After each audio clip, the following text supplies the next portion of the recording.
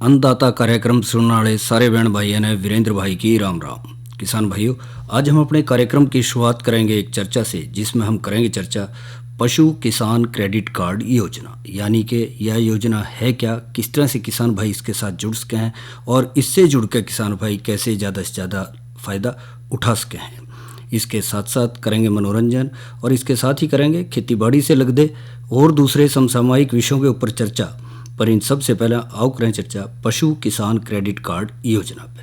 तो भाइयों, जहाँ तक पशु किसान क्रेडिट कार्ड योजना का सवाल है, तो यह योजना जो है किसानों की सुविधा के लिए शुरू करी गई और इस योजना के अंतर्गत किसानों को पशु किसान क्रेडिट कार्ड बनवाना पड़ा है।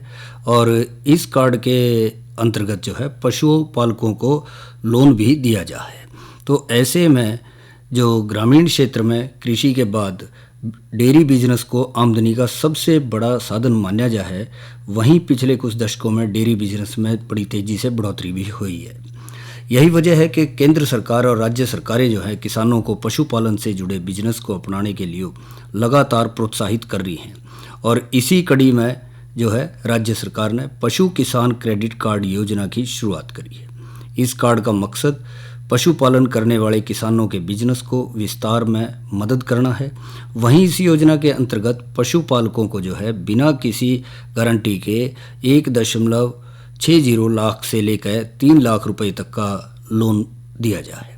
इसके अलावा पशु किसान क्रेडिट कार्ड योजना का लाभ केवल उन्हीं किसानों को मिला है जो गाय, बकरी, भैंस, मुर्गी पालन के काम में लग रहे हैं। ऐसे में ये देखा जाए कि जब इस काम में लग रहे हैं तो किस तरह से किसान भाई जो है इस स्कीम का फ़ायदा उठा सके हैं। पशु किसान क्रेडिट कार्ड योजना की शुरुआत जो है वो करी गई थी इसीलिए कि भी पशुपालकों को जो है इससे ज़्यादा से ज़्यादा फ़ायदा मिले और अच्छी नस्ल के पशु खरीद के वो अपने काम का विस्तार कर सकें और उससे जो है आगे चल के अच्छा लाभ ले सकें। तो पशु किसान क्रेडिट कार्ड योजना के तहत जो है राज्य सरकार एक भैंस के लिए 60,000 और एक गाय के लिए 40,000, एक यूनिट मुर्गी के लिए 720 रुपये और एक भेड़ बकरी के लिए 4,000 रुपये का जो है ऋण दे है। वहीं ये लोन जो है बैंक या वित्तीय संस्थान के जरिए पशु किसान क्रेडिट कार्ड धारकों को जो है केवल 4% जो ब्याज है उस पर मिल जाए।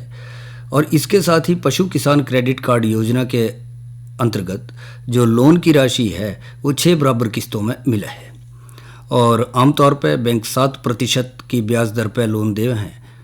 पर पशु किसान क्रेडिट कार्ड योजना के तहत पशुपालकों को केवल 4% ब्याज दर पर ही लोन मिल जाए, बाकी 3% केंद्र सरकार के जरिए छूट प्रदान करी जाए।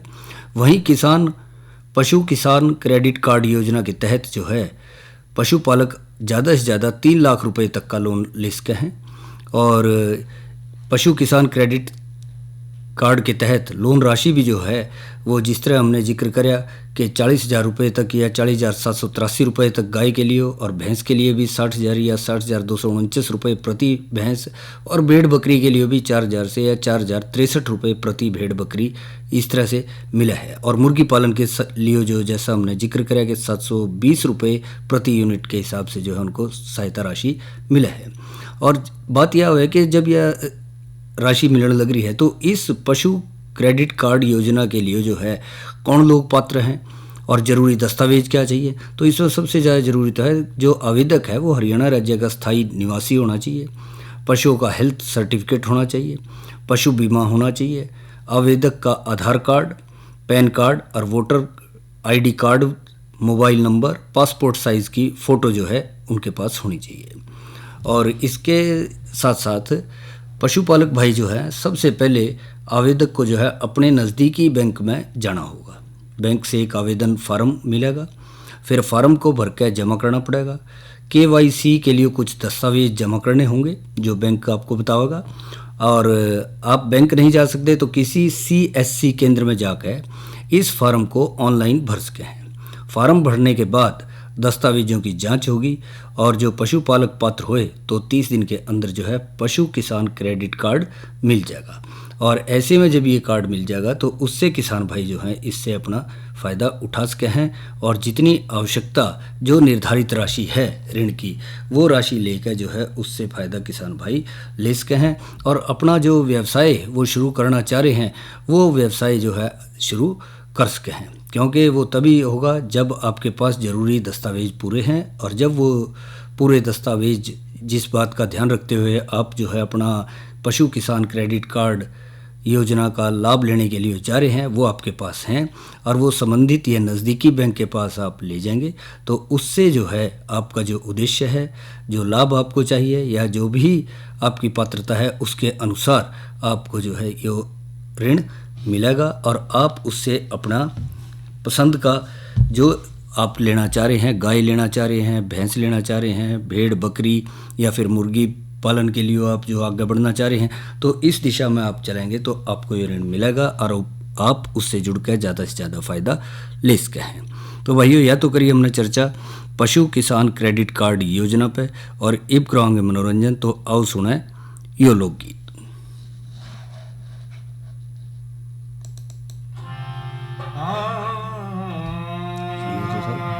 7 मिनट ही बोल धन धन ईश्वर कारीगर या रचना खूब रचाई जी, कहाँ बैठे निर्माण करे ना देते कहीं दिखाई जी। धन ईश्वर कारीगर या रचना खूब रचाई जी, कहाँ बैठे निर्माण करे ना देते कहीं दिखाई।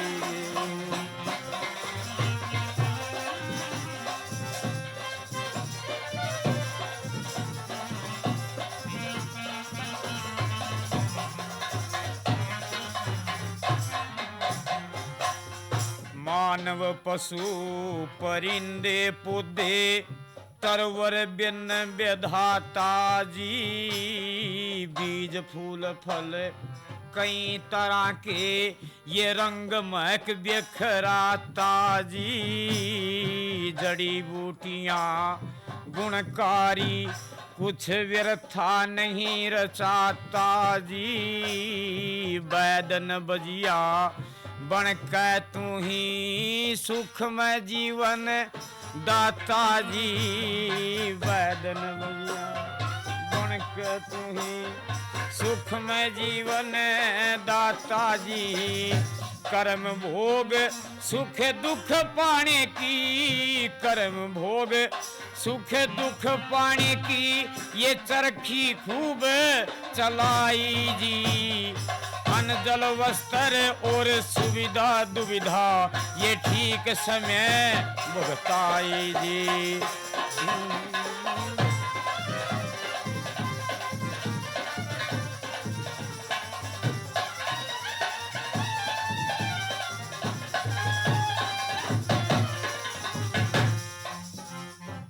हाँ, नर नारी इजड़ा तीनों में कितने भेद बनाए हैं। भगत में भक्ति, नारी में जुगती, पापी में पाप जगाए हैं। विश्व नकल गुण भेद सभी नर देही में ही सजाए हैं। एक से बढ़कर एक अनोखे ये कलाकार दिखलाए हैं।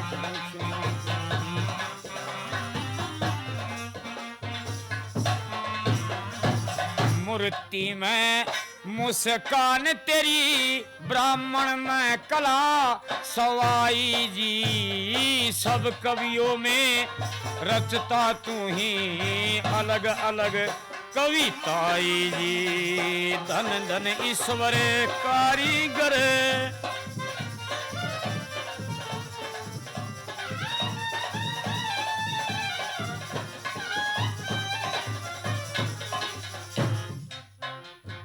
हाँ, मकड़ी जाला गरबैया कचुए की गैर चमकती है। शेप ताकू जहर सांप में ये मोर की शान धमकती है।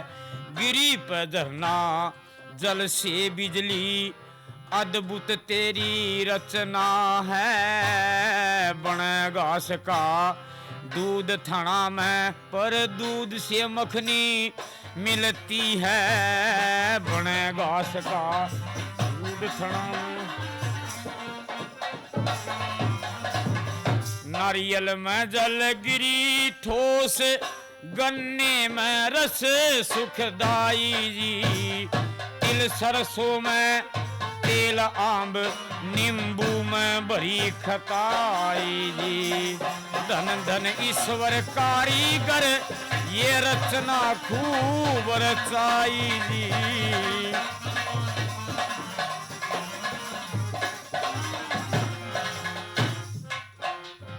हाँ कितने रंग रबड़ कागज इन कपड़ों का निर्माण किया।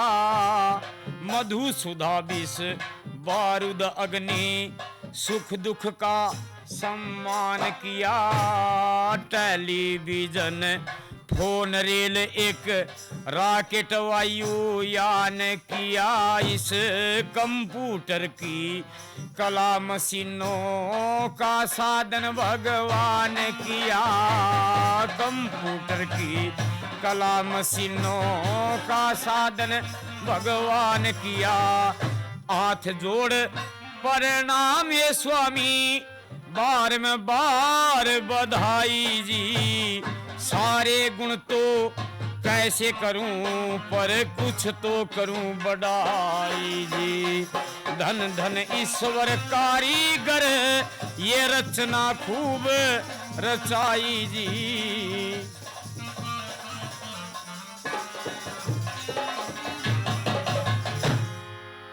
भंगद तुरा पोस्त बीज एक दई नशे की चास प्रभु। मेहंदी में रंग पद पदनी जंतु में धुआ खास प्रभु। रेशम कीड़ा ऊन भेड़ पे एक बाड़ी बीच कपास प्रभु। पर साधु राम ना कितनों का अब भी तुझ में विश्वास प्रभु। साधु राम ना कितनों का अब भी तुझ में विश्वास प्रभु। देव ब्राह्मण को मिले देव पितरा ने शांति पाई जी। महेंद्रपाल सही परख करी झूठी ना भरी गवाई जी। धन धन ईश्वर कारीगर ये रचना खूब रचाई जी।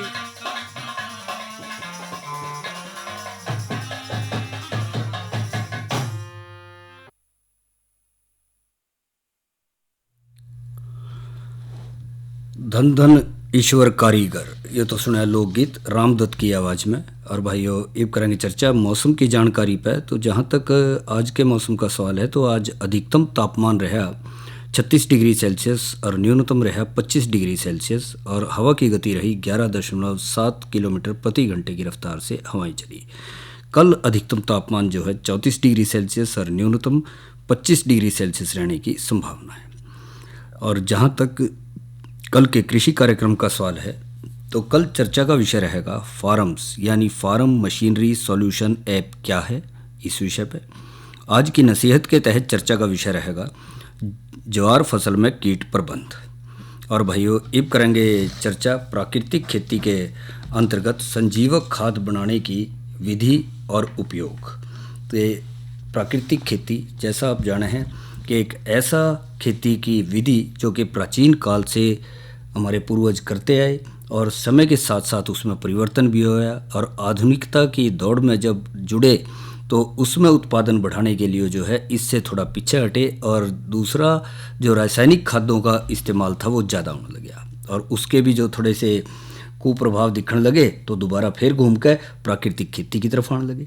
तो ऐसे में ही जो प्राकृतिक संसाधनों का इस्तेमाल कराया जाने लग रहा है उसको जो है किस तरह से हम अच्छे बड़े स्तर पर इस्तेमाल कर सके हैं और ठीक उसी तरह से जिस तरह से हम दूसरे रासायनिक खादों का इस्तेमाल करके या दवाइयों का इस्तेमाल करके अपनी फसलों से ज़्यादा उत्पादन ले रहे हैं, तो उसी रूप में हम इनसे भी किस तरह से ज़्यादा उत्पादन ले सके हैं, यही रूप जो है आज की प्राकृतिक खेती का है। और उसमें कौन कौन से तरीके हम अपना सके हैं, किस तरह से जैविक खाद बना रहे हैं, या फिर जो कीटनाशक या रोगनाशक जो दवाइयाँ हैं प्राकृतिक खेती के अंतर्गत जो है वो प्राकृतिक विधि से तैयार करी जा रही हैं और उनको हम इस्तेमाल कर रहे हैं। जिस तरह खाद के तौर पर इस्तेमाल कर रहे थे, गोबर की गली सड़ी खाद जो है तैयार करके खेतों में गिरे कर रहे थे, तो उसका उपयोगिता बीच में घटी तो फिर उसकी तरफ आने लग गए। और इसी तरह से उसी श्रृंखला में देखा जाए तो कंपोस्ट खाद के साथ साथ जो वर्मी कंपोस्ट आया, फिर केचुआ खाद आया कि उसका इस्तेमाल करा जाए।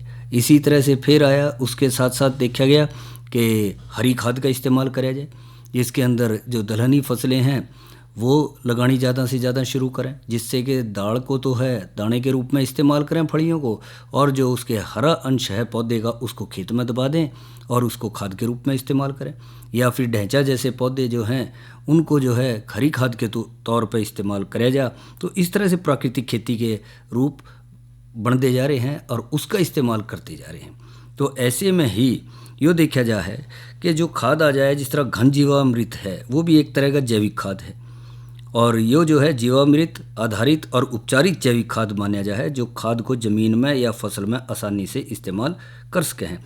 तो इसी तरह से जैसा हम जिक्र कर रहे थे कि गोबर पानी खाद है या फिर मल मूत्र से तैयार जो है गोबर वगैरह से पशुओं के खाद तैयार कर रहे हैं, जिसने कंपोस्ट भी कहते हैं, उसको इस्तेमाल किया जा रहा था। तो ऐसे ही है एक संजीवक खाद, यो प्राकृतिक तत्वों से बनी हुई दवा है जो कि फसलों को सीधे दिया जाए, और इसके इस्तेमाल से फसलों की सही वृद्धि के साथ साथ अलग अलग तरह के जो विभिन्न रोग हैं उनसे भी फसलों को मुक्ति मिला है, और पौधे और फसलें जो हैं वो अच्छी तरह से बढ़वार कर रहे हैं और सही उत्पादन उनसे लिया जा सके। ये बात यह है कि संजीवक खाद बने किस तरह। तो संजीवक खाद बनाने के लिए जो सामग्री की ज़रूरत पड़ेगी उसमें 100 लीटर के लिए 30 किलोग्राम जो गाय का गोबर, 3 लीटर गौमूत्र और 500 ग्राम गुड़ और 66 लीटर पानी जो है उसके लिए ज़रूरत पड़ेगी। ये बात यह है कि इसने बनावे किस तरह। तो बनाने के लिए एक ड्रम में 30 किलोग्राम गोबर और 3 लीटर गौमूत्र, 500 ग्राम गुड़ अच्छे से मिला लें, और अच्छे से मिलाने के बाद 66 लीटर पानी भी उसके अंदर डाल दें और एक कपड़े से ढक दें, और ढकने के 10 से 12 दिन तक रखें, और 10 से 12 दिन के बाद उसको लकड़ी से अच्छी तरह से घोलने हिला दें। और जब उसने घोलने अच्छी तरह से मिला देंगे तो लगभग ये तैयार हो जाएगा, और इस तरह बाद जो है इसको इस्तेमाल किया जा सके। और जब इस्तेमाल करने की बात है या उपयोग करने की बात है तो प्रति किले के हिसाब से 200 लीटर के मात्रा में 2 से 3 बार इस्तेमाल करें, और सिंचाई पानी के साथ या मिट्टी के साथ जो है मिला के भी इसको इस्तेमाल कर सके हैं फसलों में। तो ये जो अलग अलग विधियां हैं कि किस तरह से हम प्राकृतिक खादों को तैयार करके प्राकृतिक विधि से और उसको इस्तेमाल कर सकें, तो अपने खेतों से हम ज़्यादा से ज़्यादा बेहतर जो पुरानी पद्धति हमारी थी उसी अनुरूप जो है अच्छी पैदावार ले सके हैं। और इसके साथ साथ जो सबसे बड़ी बात यह है कि जो मिट्टी की तासीर है उसके ऊपर भी इसका कोई कुप्रभाव नहीं पड़ता, क्योंकि आमतौर पर यो देखा जाए है कि कई बार जो ज़्यादा रासायनिक खाद वगैरह डालने तो उससे मिट्टी की उर्वरा शक्ति पर प्रभाव देखा जा रहा है। और ना केवल मिट्टी की उर्वरा शक्ति पर बल्कि उसके साथ साथ तो ये भी देखा जा रहा है कि फसलों में जो अनाज है उसमें भी उसका असर आ रहा है, साग सब्जी में भी असर आ रहा है, और फिर उसका सीधा असर जा रहा है मानव शरीर पर भी, क्योंकि इस्तेमाल तो मनुष्य कर रहे हैं, या जो पशु चारा खा रहे हैं तो उनके ऊपर भी असर उसका देखने में आ रहा है। तो इसलिए ज़रूरी हो जा है कि हम प्राकृतिक खादों का ज़्यादा से ज़्यादा इस्तेमाल करें, प्राकृतिक तौर तरीक़ों का इस्तेमाल करें फसलों में भी, जिससे कि हमें जो है एक अच्छी पैदावार प्राकृतिक रूप से मिले और उसमें किसी भी प्रकार का कोई उसका कुप्रभाव मानव शरीर पर या पशुओं के शरीर पर भी ना हो, और सभी जो हैं स्वस्थ रहें और अच्छे से आगे बढ़ते चलें। तो यह तो करी हमने चर्चा प्राकृतिक खेती के अंतर्गत संजीवक खाद बनाने की विधि और उपयोग पर, और अब करेंगे चर्चा नई फसल नई उमंग के तहत तोड़िया की बिजाई में सावधानियों पर। किसान भाइयों, जैसा आप जाने हैं कि खरीफ फसल की बात करें तो उसमें धान की अहम फसल मानी जा है, या इसके अलावा और भी अपनी रुझान के अनुसार किसान भाई फसलें लगा रहे हैं, जिसमें गन्ना भी है या फिर ज्वार बाजरा भी है या दलहनी फसलें भी लगा ले हैं। पर इसके साथ साथ कई कारणों से जो खेत खाली रह गए, और इन दिनों में अब धान का समय भी निकल लिया, तो ऐसे खेतों में किसान भाई या जो किसान भाई तिलहनी फसलों की काश्त करना चाह रहे हैं, तो उसके लिए जो है अब एक बहुत ही बढ़िया समय है कि वो तिलहनी फसल के तौर पर तोड़िया की काश्त कर सके हैं और तोड़िया की बिजाई कर सके हैं। क्योंकि ज़्यादातर तोड़िया की काश्त जो है वो सिंचित इलाकों में करी जाए या फिर जहाँ सिंचाई कम है वहाँ भी करी जा सके है। तो इसलिए ज़रूरी हो जाए कि समय पर खेत का चुनाव करके है और उन खेतों में जो है बिजाई तोड़िए की करनी शुरू कर दें, क्योंकि आजकल के दिन जो हैं इसकी बिजाई के लिए बेहतर चल रहे हैं। ज़्यादा पछेत ना करें, जल्दी से खेत तैयार करके किसान भाई तोड़िए की बिजाई समय पर अपने खेतों में कर सके हैं, क्योंकि इस फसल का महत्व जो है उन इलाकों में और भी ज़्यादा बढ़ जा है जहाँ के आजकल के दिनों यानी अगस्त के आखिरी हफ्ते में भी खेत खाली हो रहे हैं। तो ऐसे जगह पर तोड़िए की बिजाई करना जो है बहुत ही महत्वपूर्ण हो जा है। और इसमें जो यो भी देख ले हैं, कई बार जिन किसान भाइयों ने चरी वगैरह लगा रखी थी या चारे वाली फसलें लगा रखी थी या कोई सब्जियां लगा रखी थी और उनको लेने के बाद खेत खाली हो रहे हैं, तो उन खेतों में भी जो है खाली खेतों का सदुपयोग हो सके है और उसके अंदर भी किसान भाई तोड़िया की बिजाई कर सके हैं। और इससे जो है मुनाफे के साथ साथ तिलहन उत्पादन में भी वृद्धि होगी, और क्योंकि हर साल जो है खाद्य तेलों की भी मांग दिनों दिन बढ़ती जा रही है, तो जब वो मांग बढ़ेगी तो बाज़ार में भी भाव अच्छा मिलेगा। और किसान भाइयों के साथ एक और बात होगी, और वह यह होगी कि उनके खेतों की उपजाऊ शक्ति उर्वरा शक्ति भी बढ़ेगी, क्योंकि फसल चक्र अपनाने लग जाएंगे अदल बदल करके। खास करके जहाँ धान गेहूँ फसल चक्र है वहाँ जो है तोड़िया की काश्त करी जाए तो बहुत ही बेहतर परिणाम उसमें देवे है फसल चक्र के रूप में। तो जब बात हम कर रहे हैं तोड़िया की काश्त की या बिजाई की, तो उसमें सबसे पहला बात यह है कि इसके लिए कौन कौन सी किस्में जो हैं किसान भाई चुनाव कर सके हैं। तो जहाँ तक इसकी उन्नत किस्मों का सवाल है, उसमें है संगम। यह किस्म बिजाई से पकाई तक जो है लगभग 112 दिन ले है। इस किस्म के बाद गेहूं की बिजाई जो है थोड़ा पछेती हो जाए, और इस किस्म के बाद गेहूं की फसल लेना इतना ज़्यादा फ़ायदेमंद नहीं है। तो इसकी बिजाई उन खेतों में करें जिनमें गेहूं के अलावा सब्जियां या सूरजमुखी या कोई दूसरी फसल लेनी हो, जो कि बाद में चल के किसान भाई ले सके हैं। और तोड़िया की इस किस्म यानी संगम की बिजाई के लिए अच्छा खासा समय उनको मिल जाए, और इसकी औसत पैदावार 6 से 7 क्विंटल प्रति किले तक किसान भाइयों को मिल सके है। इसके अलावा एक किस्म है TL15। यह किस्म 85 से 90 दिन में पक के तैयार हो जाए, और इसके दाने मोटे भूरे रंग के हैं, जिनमें 44% तेल का अंश देखा गया है। कम अवधि की किस्म होने के कारण इस किस्म को जो है तोड़िया गेहूं फसल चक्र के रूप में भी किसान भाई बहुत उत्सुकता से और रुझान से अपनावे हैं। इसकी औसत पैदावार 5 से 6 क्विंटल प्रति किले तक किसान भाइयों को मिल जाए।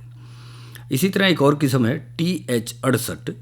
यह किस्म भी 89 दिन में पक के तैयार हो जाए, और तोड़िया गेहूं फसल चक्र के लिए भी बहुत बेहतर साबित हुई है। जो इसकी बिजाई सही समय पर कर दी जाए तो गेहूं की फसल भी आसानी से ले सकते हैं। इसके दाने दूसरी किस्मों की अपेक्षा छोटे हैं।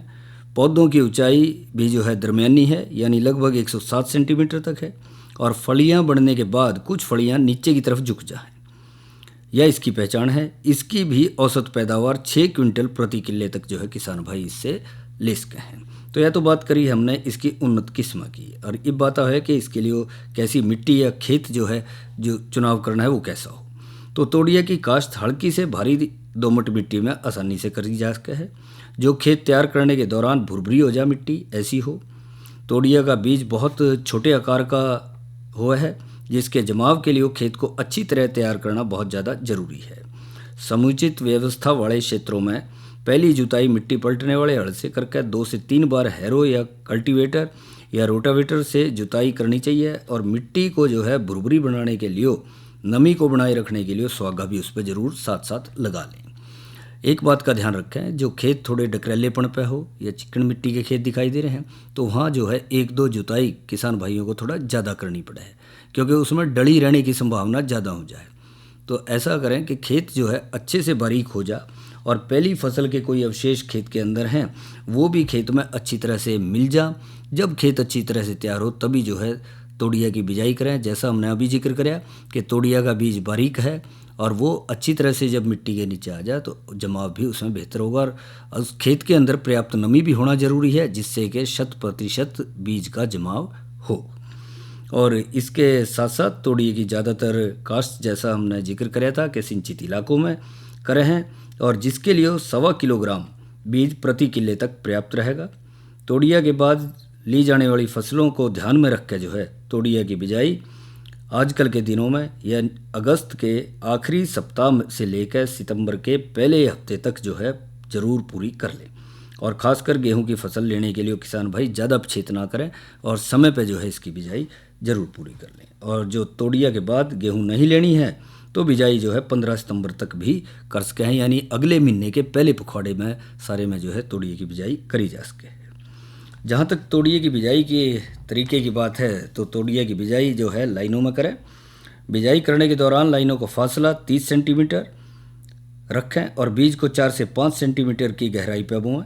बिजाई के लगभग 3 हफ्ते के बाद पौधे से पौधे की दूरी 10 से 15 सेंटीमीटर रख के जो फालतू पौधे हैं उनको निकाल दें, जिससे कि बाकी के पौधे जो है अपना सही फासला रखते हुए वो जो है अच्छी बढ़वार कर सकें।